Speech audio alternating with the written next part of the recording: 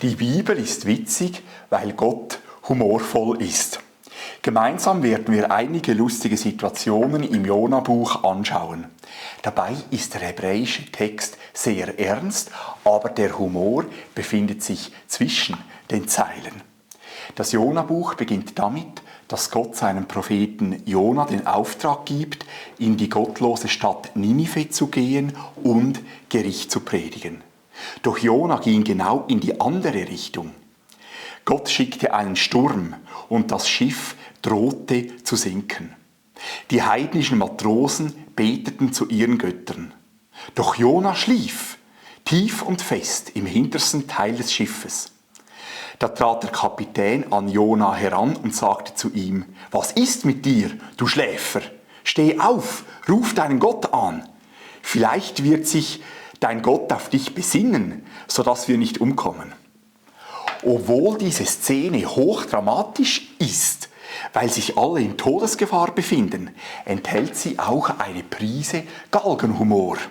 Der heidnische Kapitän musste den gläubigen Propheten aufwecken und ihn auffordern, dass er zum einzig wahren Gott beten soll. Die Matrosen warfen dann Jona über Bord und der Sturm hörte augenblicklich auf. Gott bestellte einen großen Fisch, Jona zu verschlingen. Und Jona war 3 Tage und 3 Nächte im Bauch des Fisches. Auch dies ist eine witzige Szene. Erst jetzt betete Jona zu seinem Gott. Obwohl Jonas Gebet auch hier wieder ernst ist, enthält es auch wieder eine Prise Galgenhumor. Denn Jona betete: „Seetang schlang sich um meinen Kopf", was uns sicher nicht alle Tage wortwörtlich so geschieht. Jona musste in Ninive eine Gerichtspredigt halten. Noch 40 Tage und Ninive ist zerstört. Der König von Ninive erließ ein Gesetz. Sowohl Menschen als auch Tiere sollen fasten, das heißt weder essen noch trinken. Dazu alle Sacktuch tragen und zu Gott beten. Einerseits ist dies eine ernste Geschichte. Ehemalige Heiden kehren zum Gott der Bibel um und bereuen ihre bösen Taten. Andererseits ist es in der Bibel so, dass nur Menschen fasten, nicht Tiere. Der heidnische König befahl aber, dass sogar die Tiere fasten, beten und Sacktuch anziehen sollen, was humorvoll ist. Vieh, Rinder und Schafe sind ja keine bösen Tiere. Trotzdem sollen sie zu Gott umkehren. Gott sah, dass die Niniviten von ihrem bösen Weg umgekehrt sind und vernichtete die Stadt nicht. Eigentlich hätte Jona sich freuen können, dass die ganze Stadt Ninive zu Gott umgekehrt ist. Aber er wurde fürchterlich wütend, dass Gott auch die Menschen in Ninive liebte. Und Jona ging aus der Stadt hinaus und ließ sich östlich von der Stadt nieder. Obwohl Jona wusste, dass Gott die Stadt Ninive von der Vernichtung verschonen wird, hoffte er insgeheim, dass Gott sie trotzdem vernichten wird.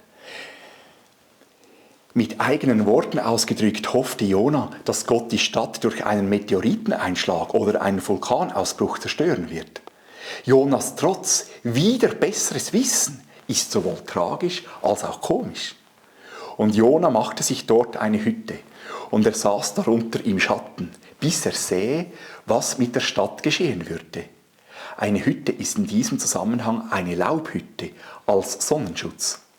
Da bestellte Gott einen Rizinus und ließ ihn über Jona emporwachsen, damit Schatten über seinen Kopf war, ihn vor seinem Missmut zu befreien.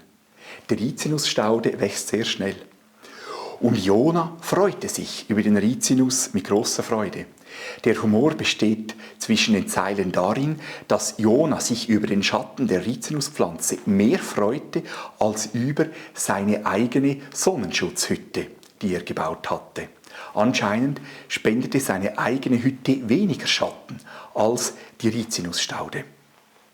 Gott stichelte Jona, um ihm die wichtige Lektion der Nächsten- und Gottesliebe zu erteilen. Aber Gott bestellte am folgenden Tag einen Wurm beim Aufgang der Morgenröte, Der stach den Rizinus, sodass er verdorrte. Im ersten Kapitel schickte Gott einen riesigen Fisch, hier einen kleinen Wurm. Auch das ist lustig, dass Gott sowohl durch eines der größten Tiere als auch durch eines der kleinsten Tiere wirken kann. Für einige ist dies vielleicht jetzt ein Schock, dass Gott gleichzeitig ernsthaft und humorvoll uns zur Umkehr ruft. Die Bibel ist Gottes Wort, sowohl todernst als auch gleichzeitig humorvoll. Das ist ein Geheimnis. Ich wünsche dir Gottes Segen beim Bibellesen und viele humorvolle und ernste Momente.